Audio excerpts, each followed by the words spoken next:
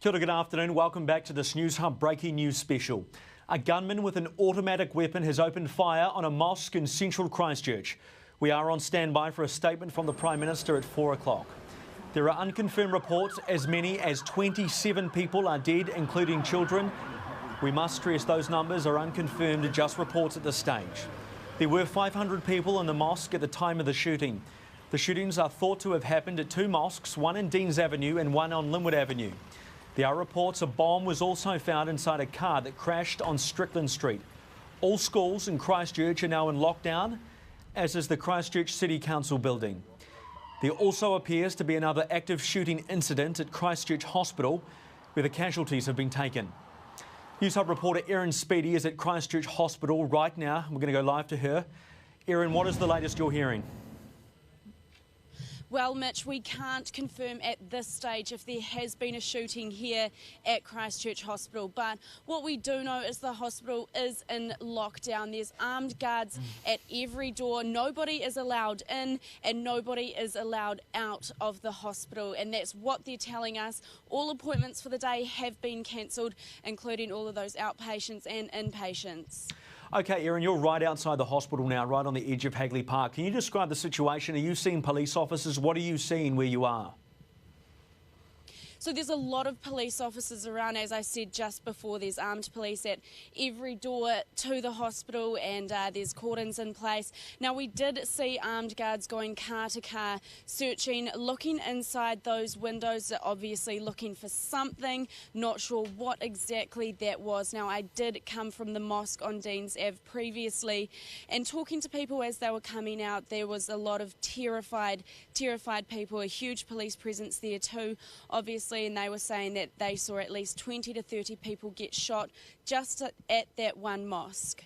OK, Erin, you've been at the mosque, as you said, you're now at the hospital. What is police and authorities telling anyone that is in the central city area? What's the message if people are out and about this afternoon? What are they telling them? The message for people is to stay indoors, stay safe, get off the roads and keep inside. A lot of buildings are in lockdown, including the council, schools, different businesses going into lockdown as we speak. Everyone trying to keep inside and safe. OK, that is our Christchurch reporter Erin Speedy outside Christchurch Hospital right now. We are going to go back to Wellington, though, where our political editor Tova O'Brien is standing by. Tova, what information for us do you have right now? I've heard from some senior members of the Parliament that they've been briefed. They're told that they've heard nothing yet to confirm that it's any more than one person. It's suspected that the New Zealand SIS, our domestic intelligence agency, would also be involved with this investigation at this point, so we'll no doubt hear more about that from the Prime Minister when she addresses New Zealand at 4 o'clock. OK, Tova, and you spoke before about the political reaction to this. I know a number of politicians have put statements and things like that out. Can you tell us what they've had to say, and when are we going to hear from the Prime Minister? So we'll hear from the Prime Minister at 4 o'clock, and politicians across the Parliament are putting out statements of condolences, of support to the people of Christchurch. The message really from everyone here is to listen to the police instructions, to get off the streets, that schools are in lockdown, that religious institutions are closed, that if anyone sees anything suspicious, to contact police. Here at Parliament it's fairly quiet, or the MPs are off in their electorates, but politicians are going to be reconvening here. Senior ministers are returning to Wellington to deal with this crisis. The Parliament itself hasn't gone into any kind of ramped up state of security. I talked to the head of security here. They are having meetings about it at the moment to see what to do, and I talked to the Speaker as well, and he's expecting to take guidance from police and other security agencies about what to do at the Parliament and whether there needs to be any kind of increased security here in Wellington. OK, Tova, thank you. OK, we are going to go back now to Christchurch, where Thomas Mead has been reporting for us this afternoon. He joins us now live again. Thomas. Hi again, Mitch. I'm here with Jill Keats, who was driving past at the time that this shooting took place. Jill, could you tell us, just break down for us what you saw and what happened this afternoon as you were driving down Deans Avenue? Well, I was heading towards Riccarton Road. I was actually going to the mall for an early lunch with my sister who came in from the peninsula. Okay. And I heard and saw what I thought were firecrackers, and I saw young fellas running down the street, And then all of a sudden it got quite violent, and I thought, no, that's not firecrackers. And they started falling, and one fell just to the left of my car and one fell to the right. And for a few minutes, I stopped the car in shock, and I leaned either way, I'm not sure, left, I think, across the seats to try and avoid getting shot. And apparently a bullet went sailing over my car and struck the one in the back. And he's all right, the guy. He was very good. And we pulled up, and I opened up my doors, or my driver's door, and got out, and the guy in the black Commodore, whatever it was, come up and said, "You're right." And I said, "Yeah, I'm good, I haven't been shot." And the poor bugger lying on the verge had been shot in the back. And we opened my passenger's door and my driver's door, and we pulled him round behind and then opened up the back as well, give us some protection. And he had a first aid kit, and he crouched and ran all the way back to get it. And he lifted up his shirt and he dressed it, and I put the pressure on. And then a nice Muslim guy come and give me some help as well, because you have to put quite a bit of pressure on, and poor old hands were shaking that hard. I was scared I'd, wouldn't be able to do a good job. And and the worst thing was we could hear the ambulances, but they couldn't get to us. And then a nice guy on the other side, who was on the other side, he put 3 people in his car and took them to hospital. And the guy on the street, he was trying to ring his wife, or the one I had, and the other guy I could see he was in bad shape, but I couldn't get to him because that was where directly the gunfire was coming from. And the guy I was compressing, he was trying to ring his wife, and I managed to get it, and I answered the phone, and I said to her, "Your husband's been shot outside the mosque," I said, "and don't come here to Deans Ave, you won't get through, but please go to the hospital, wait for him." And then I kept talking to him and telling him that she was at the hospital waiting, and he wasn't to give up. And yeah, we just kept pressure on and did the best we could for him until we got him some help. Yeah, and in the meantime, the poor guy across the road passed away, and my car's still down there. Oh, Jill, that's so terrible. I never thought I'm 66, I never thought in my life I'd love to see something like this, not in New Zealand. So horrible. And can we really commend you for what you did? You're really a hero for taking care of that boy. No, you just do what you do at the time. I wish I could have done more. Thank you, Jill. Can I give you a hug? Yes, sure. Thanks, Jill. Thanks very much. You're welcome. So, look, Mitch, the accounts are just pouring in. Another shooting, this time people running from the mosque, shot as they were leaving, people driving past, stopping to help and compress, and doing as much as they can while people were outside dying on the street. This is a clear, senseless act of violence, people doing as much as they can to respond, the human spirit coming through in a terrible, terrible time. That is one incredibly brave woman speaking to you there, Thomas. If you're still with us, I just want to ask you what the scene is like where you are right now. It seems as if a number of police officers have left that area. Okay, I think Thomas has left us. That's there. right. Yeah. Go ahead, Thomas. That's right, Mitch. It is a lot calmer now. It appears a lot of the police officers who were here initially very heavily armed. We were here a few minutes after it was initially reported, and they were carrying large rifles, taking cover behind vehicles, screaming at people, "Get out, get out, get out, get out." Clearly the shooter was still active at that time.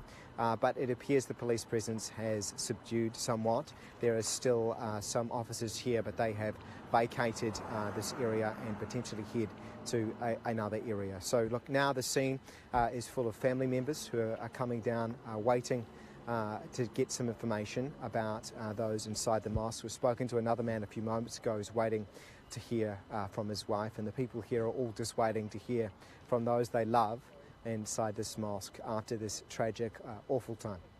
It really is, Thomas. This is making international headlines right now. I've just seen alerts from the Guardian in the UK and the New York Times as well. We are getting across to the Prime Minister, who's about to speak from the Devon Hotel in Taranaki in a couple of minutes. But Thomas, maybe if you could just recap what you have been hearing for some of these witnesses you've spoken to this afternoon. So we've spoken to 2 witnesses who were inside the mosque at the time of the shooting. who saw extreme acts of violence. A man walking into the mosque with a gun and firing endlessly for a long period of time, at least 5 minutes. Another witness said as long as 20 minutes, shooting people at will, at random, going into rooms, individually shooting people off. At least one room, we understand, was the women's room. This shooting was taking place at the time of afternoon prayer, so people gathering together in solidarity to pray as part of the Muslim faith. And the shooter has come through from the witness accounts that we have and fired at random. People have then fled and run out. The shooter has then, according to a witness we've just spoken to Jill, started shooting at people as they were fleeing and running, forcing her to take action to try and save them. It is a clear act of hate.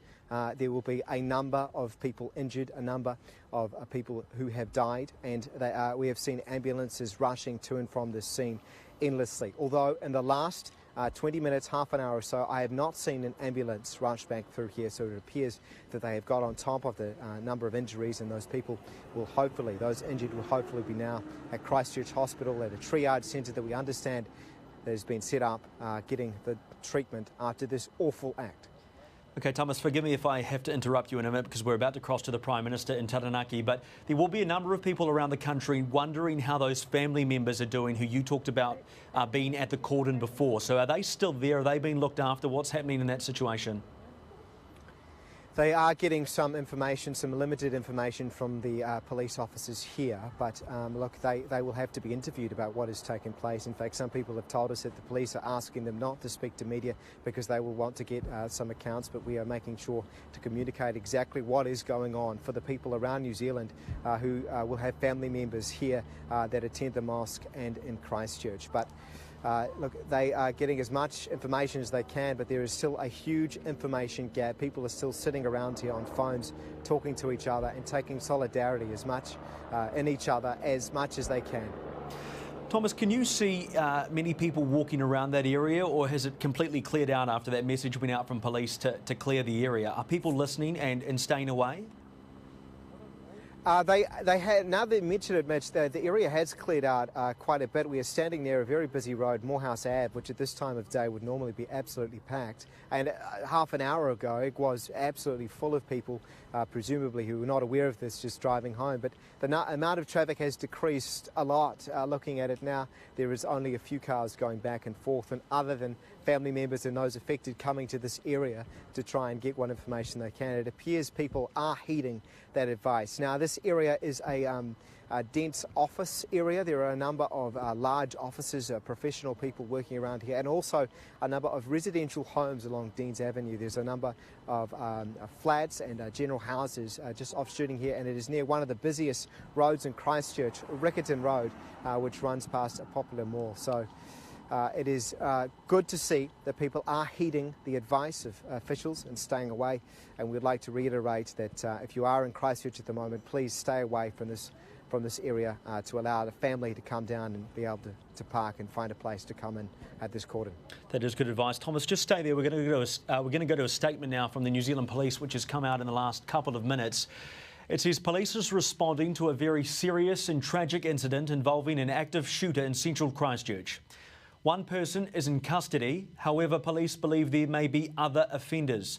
This is an evolving incident and we are working to confirm the facts. However, we can confirm there have been a number of fatalities. Police is currently at a number of scenes. We understand that there will be many anxious people, but I can assure New Zealanders that police is doing all it can to resolve this incident. We urge New Zealanders to stay vigilant and report any suspicious behaviour immediately to 111. We are mobilising resources nationally and support is being brought into the district. We are still working to resolve this incident and we continue to urge Christchurch residents to stay inside.